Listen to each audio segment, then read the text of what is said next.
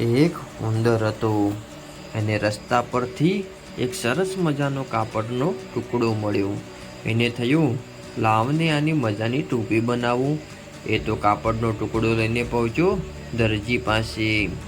ઉંદર દરજીને કહે, દરજી ભાઈ, મને ટોપી સીવી આપો.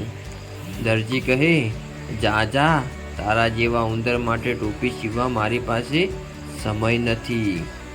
उंदर कहे, एम तो सिपाही को बुलाऊंगा, बड़े मार देऊंगा, खड़े तमाशा देखूंगा. એટલે કે સિપાહીને બોલાવીશ, બરાબરનો માર ખવડાવીશ, ઊભો ઊભો તમાશો જોઈશ. દરજી તો ડરી ગયો. એ ઉંદરને કહે, ના ભાઈ, એવું ન કરીશ, લાવ તારી ટોપી સીવી આપું છું. એણે સરસ મજાની ટોપી સીવી આપી. ઉંદર તો રાજી થઈ ગયો. પછી એને થયું કે આવી મજાની ટોપી પર પરત ભરી હોય તો કેવું સારું લાગે.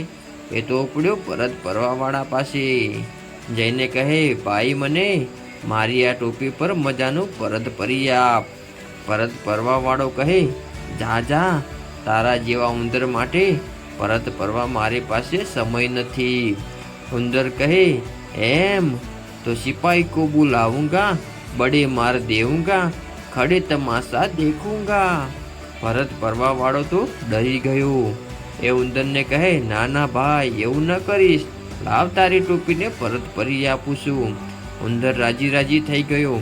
પછી એને થયું કે આવી મજાની પરત ભરેલી ટોપી પર મોતી ટાંક્યા હોય તો કેવું સારું લાગે. એ તો ઉપડ્યો મોતી ટાંકવા વાળા પાસે.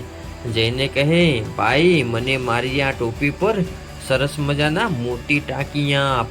મોતી ટાંકવા વાળો કહે, જા, તારા જેવા ઉંદર માટે મારી મોતી ટાંકવા મારી પાસે સમય નથી.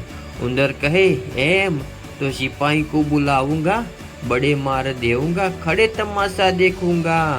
મોતી ટાંકવા વાળો તો ડરી ગયો.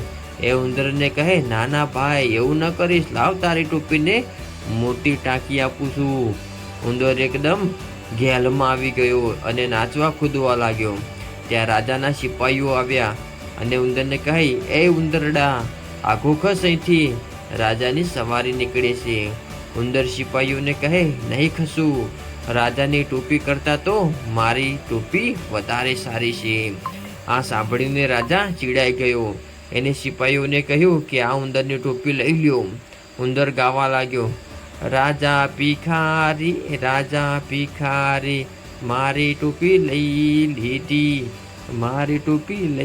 લીધી. રાજાએ સિપાહીને કહ્યું, આની ટોપી પાછી આપી દો, મને ભિખારી કહે છે. સિપાહીઓએ ઉંદરને એની ટોપી પાછી આપી દીધી. ઉંદર ગાવા લાગ્યો, રાજા મારાથી ડરી ગયો. આમ નાચતો ગાતો એની ટોપી પહેરીને ઉંદર એના ઘરે ગયો. તો કેવી લાગી વાર્તા બાળ મિત્રો?